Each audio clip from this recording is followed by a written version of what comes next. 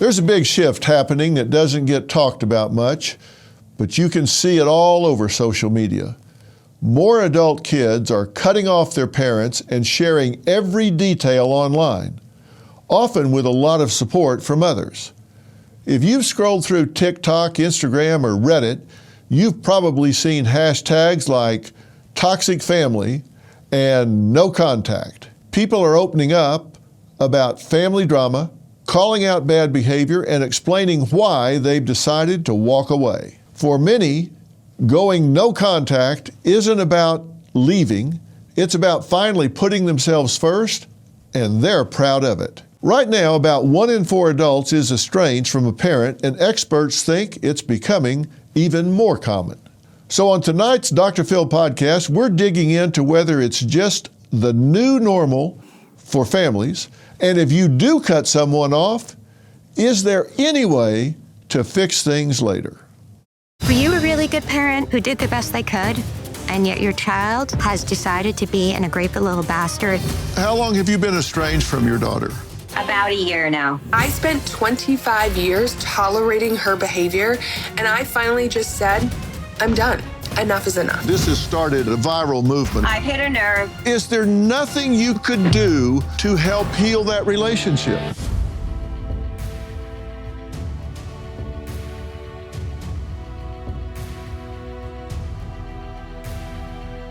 There's something happening in society right now that nobody really talks about, but it's everywhere.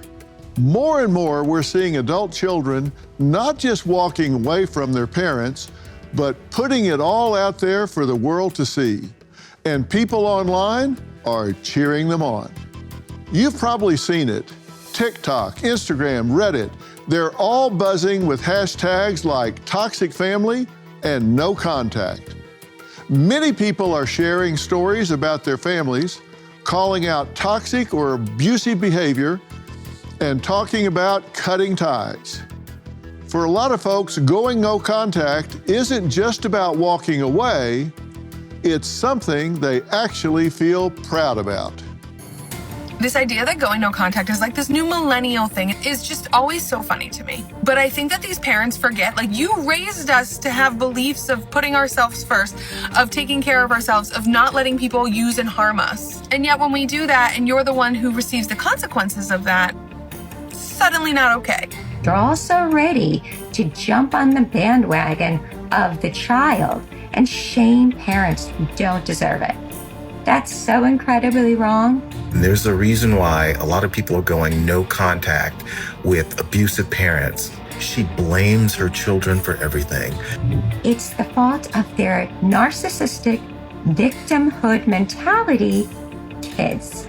If that person abused you, neglected you, treated you like would you want them to call them, or would you want them to cut them out, end that relationship? There are definitely situations where walking away is the healthiest choice. Yet here's the thing, are we actually helping people heal, or just making it easier for them to hit the eject button on their own families? Stats say about 1 in 4 adults is estranged from a parent. And experts think it's only going to get more common. So tonight, we're digging into the big question. Is this just how families work now? And if you cut someone off, is there any way to fix things later? My first guest, Laura, is a mother who says she was totally blindsided when her daughter cut her off. Then, Laura went viral on TikTok as the Doormat Mom, after sharing her story. What started as a personal heartbreak turned into a national debate. She wants to speak up for all the parents left wondering what happened. Are you a doormat mom? Did you do everything in your power to raise incredible adult kids, only to be accused of doing nothing of the sort? You didn't do good enough? They mistreat you? You're possibly estranged? You are not alone. There are thousands of parents in the same boat. You don't have to be alone and suffer in silence because you ended up to be a doormat mom or a dad. Laura, thank you for joining us today. You're welcome. Thanks for having me. Is this difficult for you to talk about? It's not easy, but I feel like in talking about it, I'm helping other parents. So I'll do it for sure. This was between you and your daughter, but then you went public with it. Tell me why you decided to go public.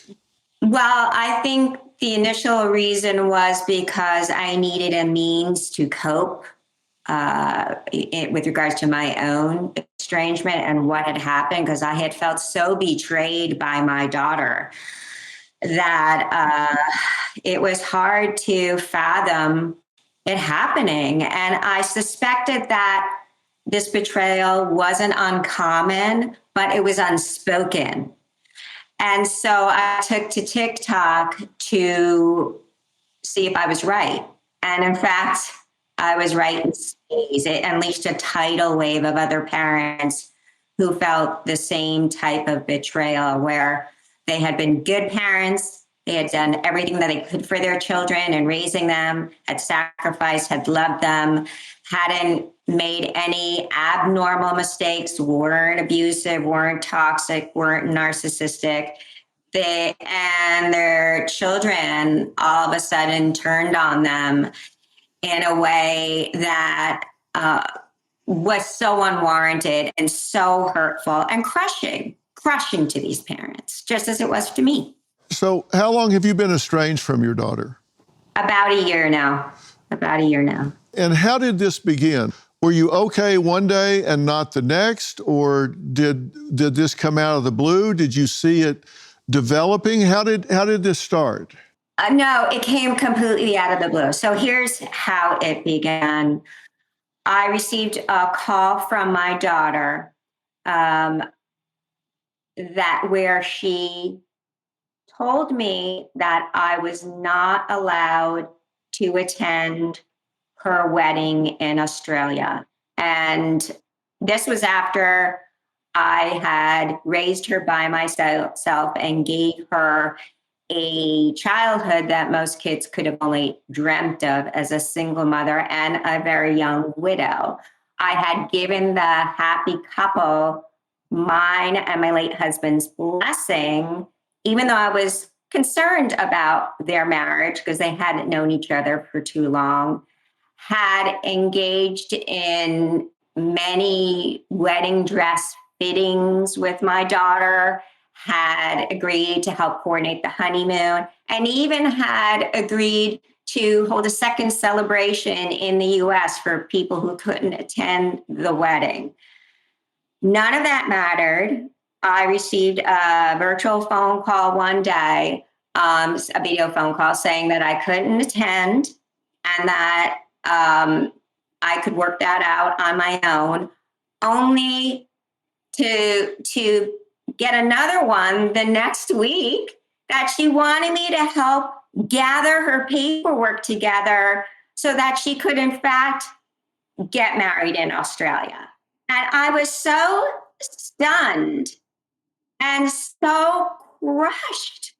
And I didn't even know where to go for it. So I started gathering my thoughts and I went online on TikTok and I started making videos about, feeling like a doormat and thinking that would maybe rally some other parents who had experienced something like this. And a tidal wave exploded. A tidal wave of the parents exploded. And it went from TikTok to Instagram to a Facebook group to a podcast to, and now it's turning into an app. So, parents at the local level, estranged parents can meet and potentially put together support groups. So it's been a whirlwind, and it's something I would have never known about unless I experienced it. So now it's almost become a platform to help. Clearly, you're not alone. You hit a nerve. A lot of people. 100%. I've hit a nerve, and it's something that was, I guess, hovering in silence because there is shame attached to estrangement between parents and children, and parents are always getting the blame for it when, in fact, Today, that isn't always the case. It definitely is not always the case. Okay, well, I've got a question for you that's going to be hard for you to address. I'm going to ask you to take a different position than what you've taken. And we're also going to meet a daughter who took her family breakup public and says it was the healthiest move she ever made. And I'm going to ask you guys to have some exchange as well. But first, I'll ask you a question, then we'll add her when we come back. Hey, Dr. Phil here. Your savings are at risk.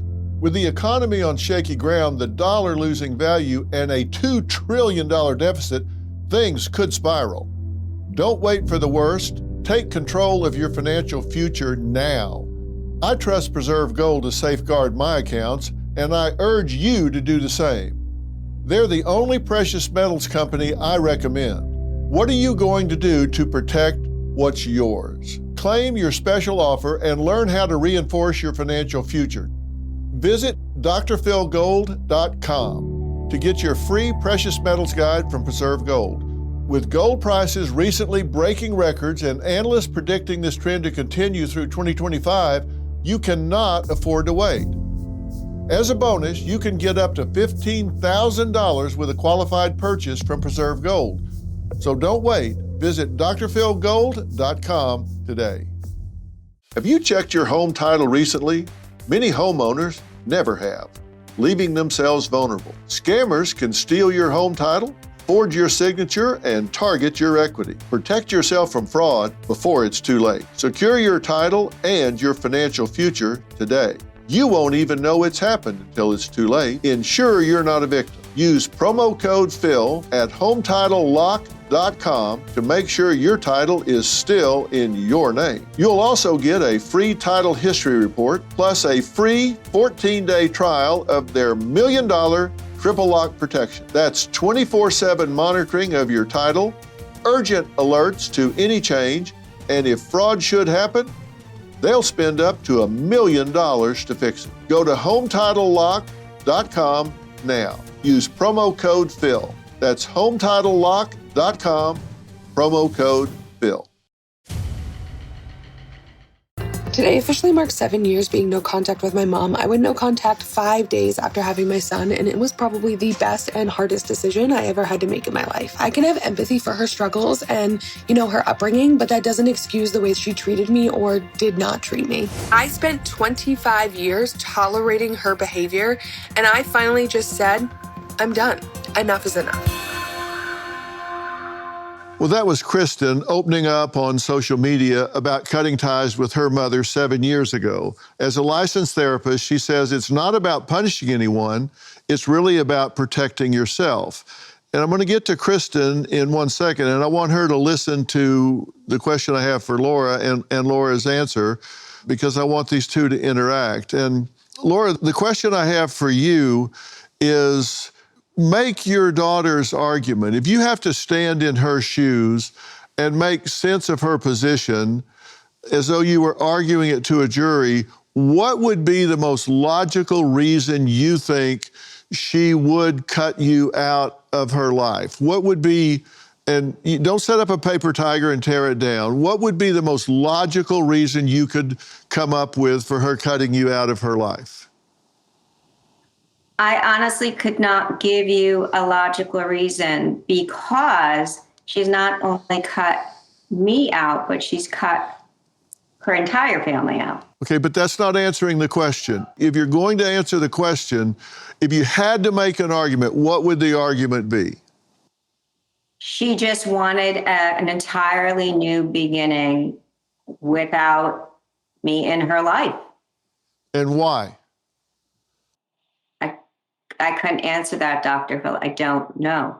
If that's your answer, that's your answer. Now, Kristen, you have an answer for why you cut your mother out of your life. You said you lived with this for 25 years, and you say that your mother disappeared on you in the first grade, the third grade. She was gone for a year. She didn't do things that mothers do when they grow up, and enough's enough and too much is too much. And it just got to a point that you're better off without than with your mother in your life, right?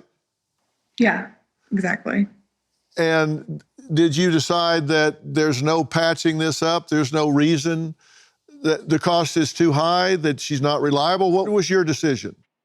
Yeah, my decision, came after having my son and really realizing like I wouldn't do the things that she did to my child, and really coming to that decision that I couldn't have her in my life. And I get that question a lot of like, could our relationship be patched up? And the answer is I really don't know, because I've never gotten to that point where we have been in a place where that could happen. I've been no contact now for 7 years, and we have not exchanged any interaction in that time. I don't know what I would do if my mom would show up or call me at this point. There are things that would have to happen, boundaries that would have to be addressed, expectations, accountability for the things that she put me through throughout our entire life. And the ability to sit in that and have a discussion would just be the starting point for that for us. Like, that's the starting line. And do you think she would have an inability to own that, acknowledge that, or perform at a different level? Yeah, I do think she does struggle, and that's a place that I've held empathy for her entire life and my entire life. I understand that my mom, she's a human. She was not a perfect parent, and I didn't expect her to be a perfect parent.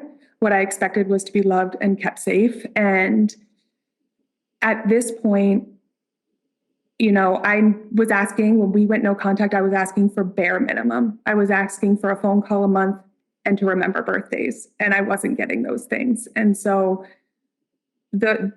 for those small things to not be met, that would, for me, is the bare minimum for our relationship. And you heard me asking Laura, and this is not your mom, and there is no evidence, no history whatsoever that Laura has mimicked your mother's history in any way whatsoever. She didn't disappear. There's evidence that she had a communicative home. She raised children as a single mother, having lost her husband.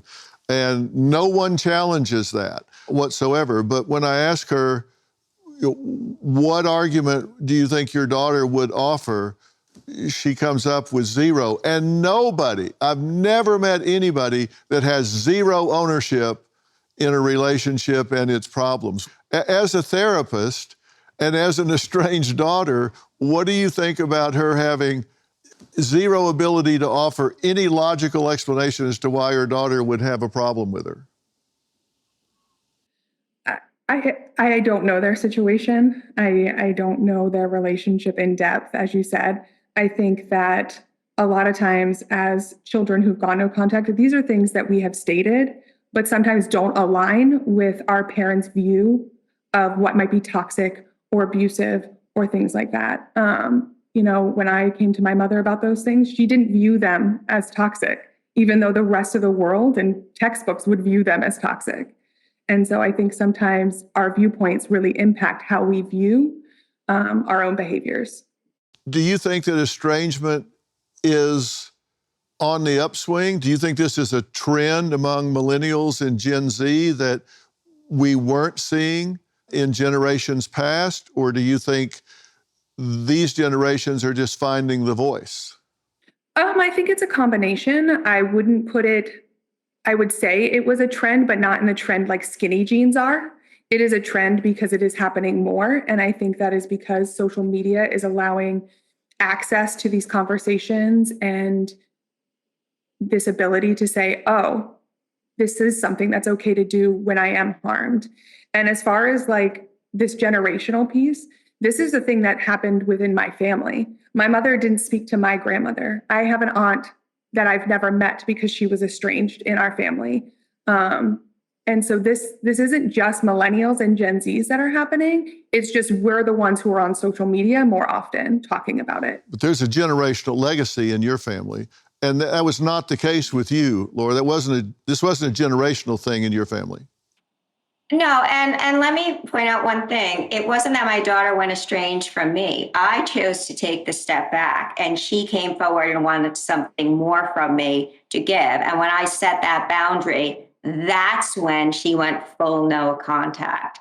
So it wasn't as if I had all of a sudden magically became someone I wasn't. She was more than willing to continue to take from me. And I said, no more. So if you want to say that that's the one reason, I'd say that's the one reason I set down a boundary. I do think social media is pushing this along. I think there's a societal conditioning that's happening. I think there are some, there are some bad therapists that are adding to it too. There are some really good therapists that are helping to cure it, but there's a lot of bad therapists that are helping it along too. So, and certainly I don't know the other guests, what her mother did, in her life. And if she truly was someone that couldn't even, send a birthday wish, well, that's definitely is not me, because I would have sent a whole basket of everything. I can't speak to that, but I do know there are many good parents out there that are suffering in a way that they don't deserve to suffer, because they're being lumped into a category that they don't deserve to be in. Yeah, it runs the full gamut. All right, we got to take a break. Next, a woman who cut her mother out of her life 30 years ago, 30, and she's going to tell us why next.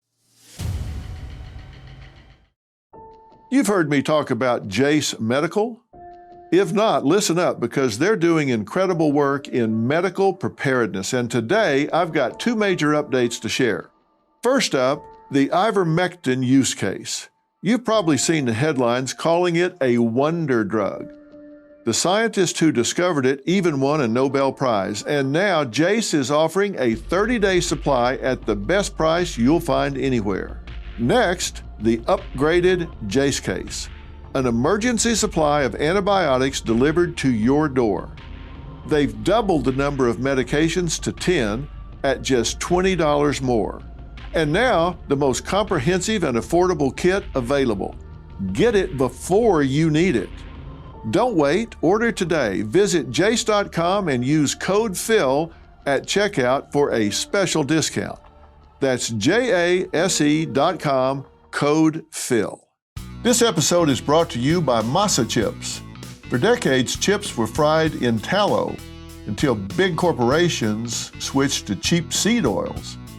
Now, seed oils make up 20% of the average American's daily calories, linked to inflammation and metabolic issues. Masa is bringing back the good stuff with 3 simple ingredients: organic nixtamalized corn, sea salt, and 100% grass-fed beef tallow. No seed oils, no junk, just a crunchy, sturdy chip that won't break in your guac.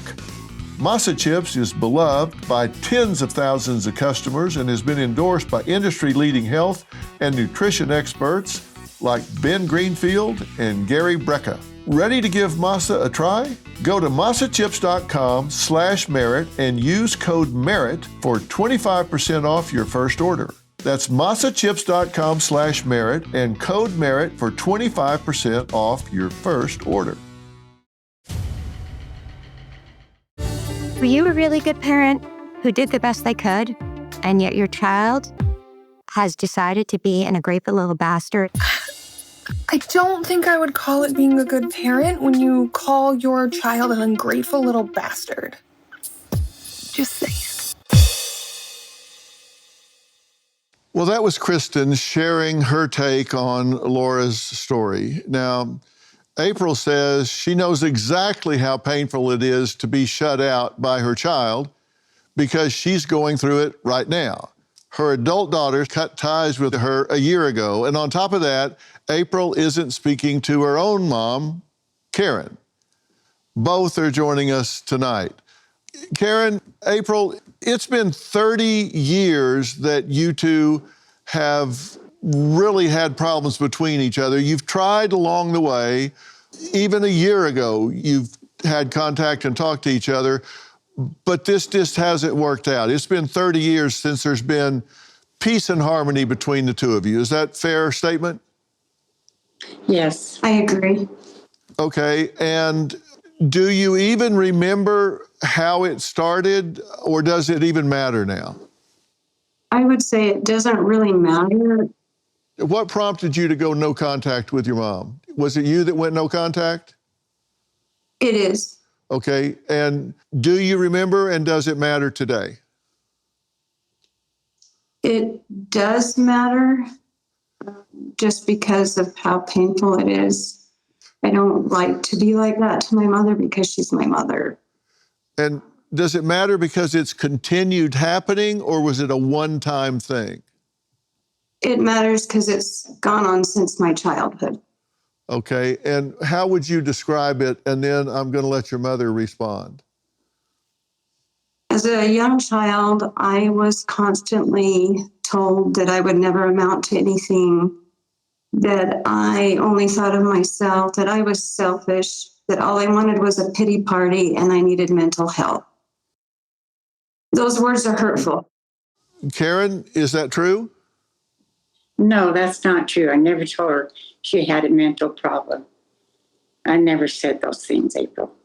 You never said any of those things? No, I did not. Well, does she have a mental problem then? Because if she's saying that, she must be delusional. Is she hearing voices? Why is she saying that? I have no idea, but I never told her she was anything that she said. Okay, why would she have this problem then? I don't know. You just have no idea? I have no idea. None. If there was one thing you could change, Karen, that you think Mike could heal this relationship, what would it be?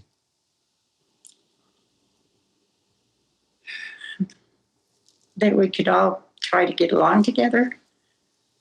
If you were going to ask her to forgive you for something, what would it be? If she would forgive me for, I love her. I really do. If you were going to ask her to forgive you for something, what would it be?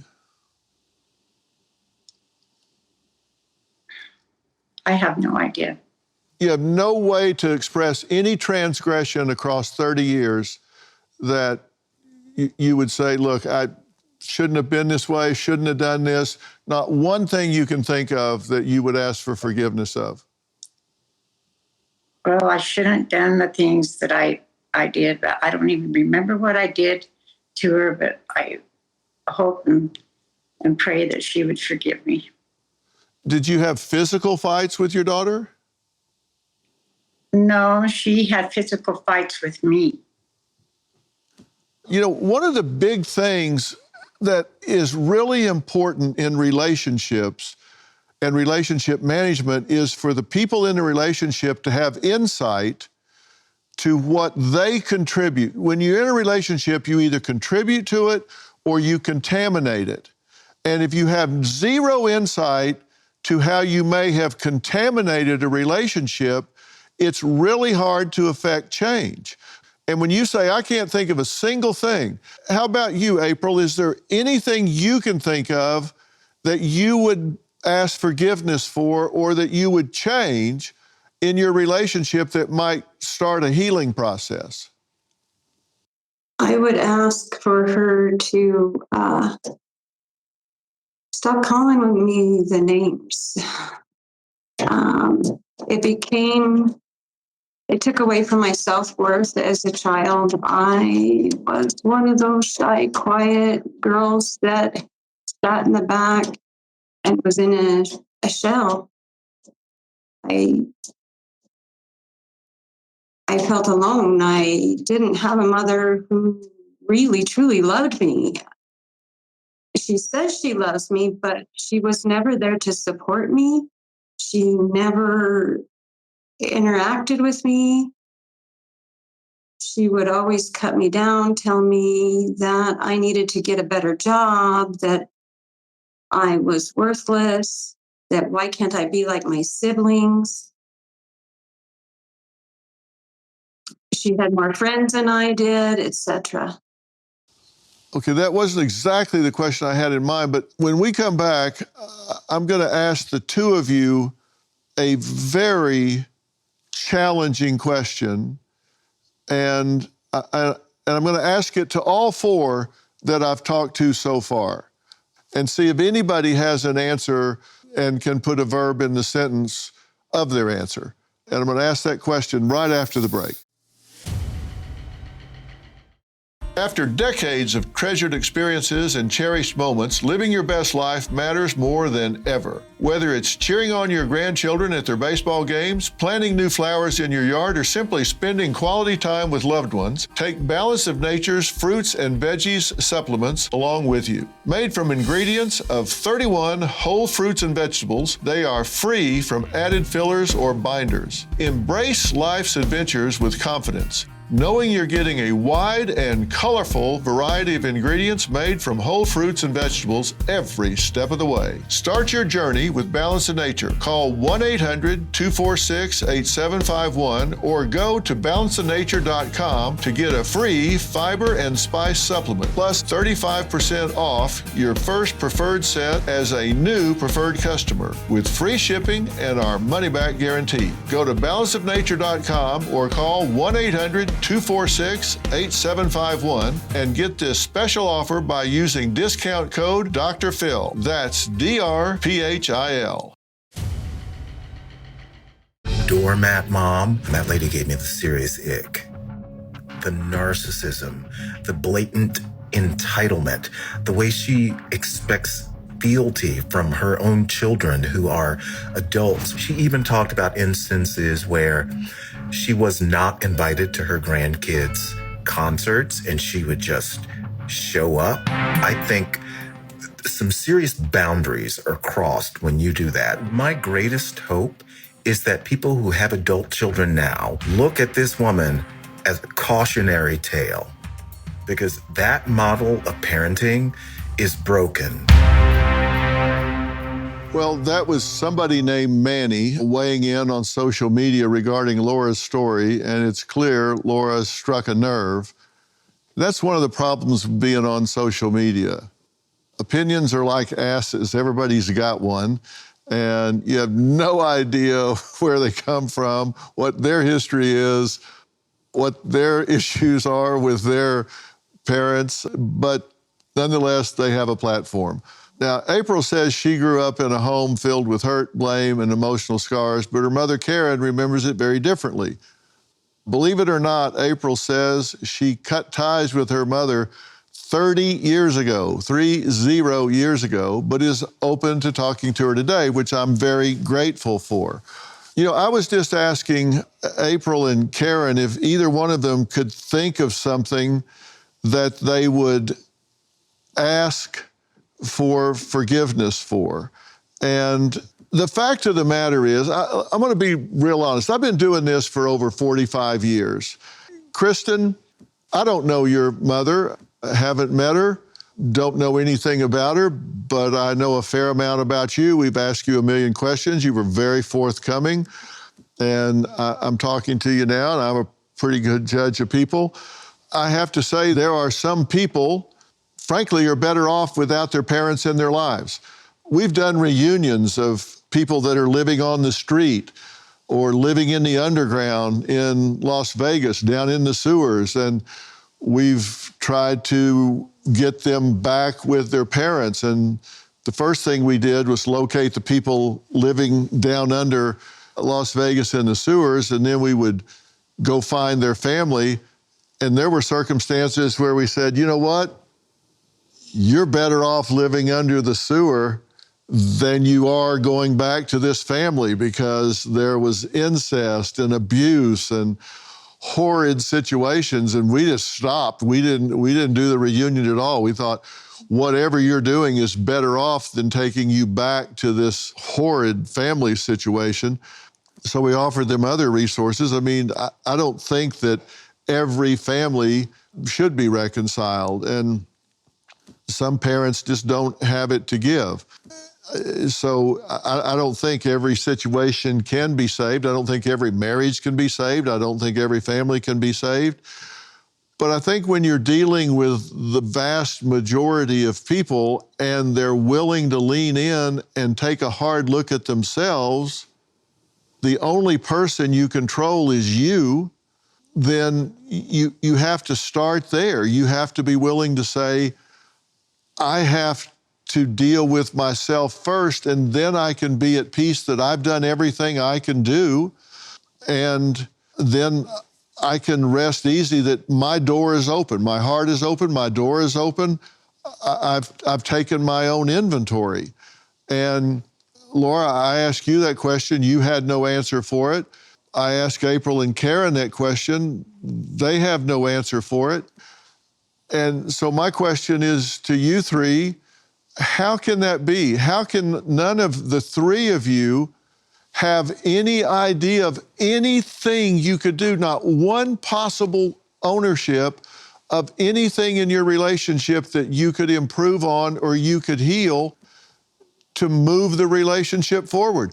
Robin and I have two boys, and I have a wonderful relationship with both of them, and I can think of 10 things right now I would ask forgiveness for if my boys said, what would you want me to forgive you for? I work too much, I'm impatient, I could just go down a list of things. But fortunately, they're very gracious in putting up with it. But I can think of 10 things, and I have a wonderful relationship, and you three can't think of anything, and you have terrible relationships. How is that possible? Well, again, for me, I'm going to say that she was not the one who estranged from me. I took a step back from her. And the reason I can say that is because anything that ever had occurred between her and me or me or any of my children, we dealt with, we talked about. Okay, but and if it was, I get that, but let me stop you. I don't care if it was you that stopped back. Is there nothing you can think of that you could do to help heal that relationship? Is there nothing I can do? Yes, I can listen to her once I get past the pain of being told that I can't attend something so important as a wedding after being a good parent.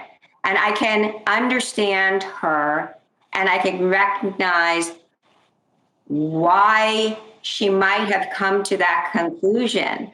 I can certainly keep that door open, and I certainly would keep that door open, but I have to now gain some trust in her, because right now I do not trust her. I do not trust what she could possibly do. But you're still not owning it.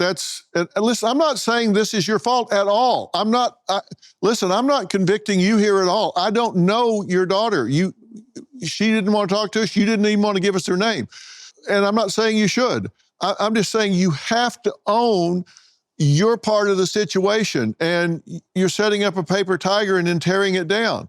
April, Karen, do either of you have anything to say that doesn't blame the other and says, look, if I'm taking my own inventory, I have to own some of this problem. There's some of this that I have to own.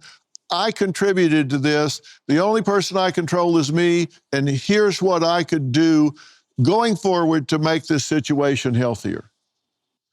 And I say this because I've buried both of my parents. And let me tell you, when they're gone for a long, long time. There's no second chance. When they're gone, they're gone. Is there anything either of you can say? I don't like the fact that I have to do this. Nothing changes. I want to forgive her. I want her to forgive me. But we can't get past the constant. I guess I can forgive her for saying all those terrible things to me. What do you want forgiveness for? I'm not asking you what you want to forgive her for. What do you own? What can you change within yourself? That's what I'm asking. You're not even hearing the question. We have to go to break. Walking away might feel like freedom, but real healing takes work, forgiveness, and hard conversations. And we're going to talk about that next. I want you all to do something for me. Stand up, both of you.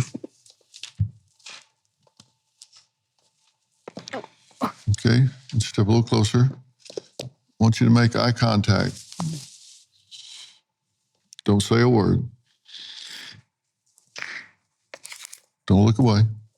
In this life anymore, we don't really look at each other. We look past each other, we look around, but we don't really look at each other. Amy, I want you to tell your mother what I wish you would stop doing because it hurts me so much. I'd like to be able to have open conversations where we've listened to each other about the actual situation at hand.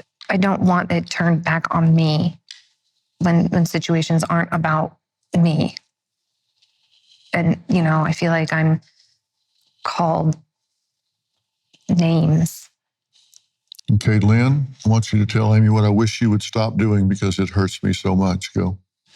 I wish you would stop pressuring me to change my mind when I say something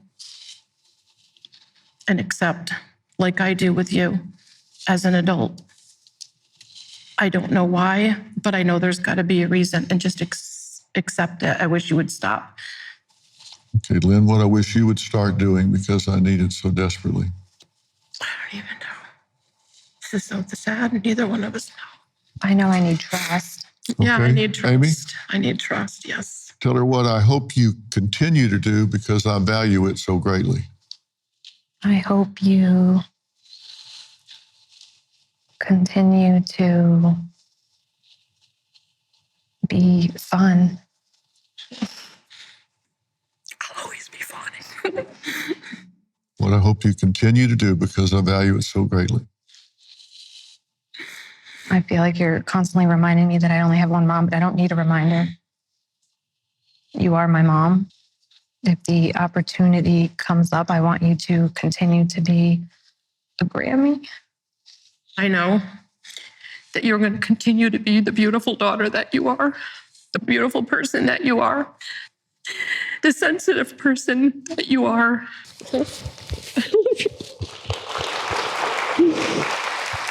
A YouGov poll found that nearly 30% of Americans are now estranged from an immediate family member. However, there is good news. Studies show 81% of adult children eventually repair their relationships with their parents. Kristen, help me out here. I'm deputizing you. Put your therapist hat on. Am I nuts here, or am I going down the right path here of saying that these people have to have some ownership in their relationship to ever get on the healing highway? Put your therapist hat on. If you were in this chair where I am right now, would you have to get people to have some ownership? Yeah, I mean, in order for us to heal, we have to take some form of ownership of our actions in those relationships, because relationships are a two-way street, right? My relationship with my mother is a two-way street. When I went no contact, I took some accountability for my actions as an adult because I did play into a toxic relationship with my mother. And we have to have some form of accountability and some form of awareness that what we were doing wasn't working. Whether or not we see it as wrong or right, it wasn't working. And it's never a one-way street. And in your case, the risk-reward ratio just simply may not be worth it. You're probably safer psychologically, emotionally, familially, without her in it. The risk-reward ratio is probably not good for you. And it may not be for these other three either, but you guys, Karen, April, Lori, you won't know that until you take a hard look at yourself and say, have I done absolutely everything I can do to prepare this for health going forward?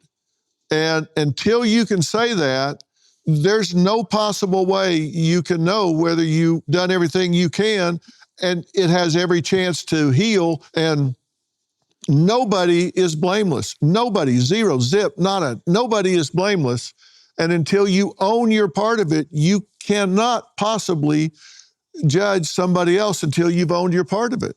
But who's saying that we haven't, especially, I'm going to talk to for myself, who says we haven't owned our part of it? And who says that hasn't been enough? Like, who says that? I'm asking you to give me an example. And when you tell me nothing, then all I can go is on what you're telling me. That's who says it is me, because I'm asking you and you're not telling me anything that suggests that. No, I'm not saying any. That's why I say that. No, not specifically, because I'm not pulling up specifics, but I've already said that when there were issues, we dealt with them. I believed we dealt with them. I would soon later find out that a lot of what I believed wasn't true. So I had to then take a step back and say, well, what type of relationship actually did I have then? Because I was under the impression that we had one relationship, and then I'm finding out we had a completely different relationship where there wasn't a genuinity or on her part. And so what am I supposed to do with that? I can't guess at whether or not I'm being told the truth. All right, final thoughts next. I wish we had more time. We could talk about this for another hour because everyone has valid points and we just are out of time to make them. I want to thank all of my guests today, Laura, Kristen, April, and Karen. If you're dealing with a similar situation in your own life, we will have even more information about tonight's episode on our website, so make sure to log on to drphil.com. My latest book, We've Got Issues, How You Can Stand Strong for America's Soul and Sanity, deals with this very issue. Chapter 14 is entitled, The Family is Under Attack. I delve in even deeper into this topic and talk about how our traditional values, such as honor thy mother and father, have diminished in influence. You can get that book everywhere books are sold. Thanks for watching. We'll see you next time.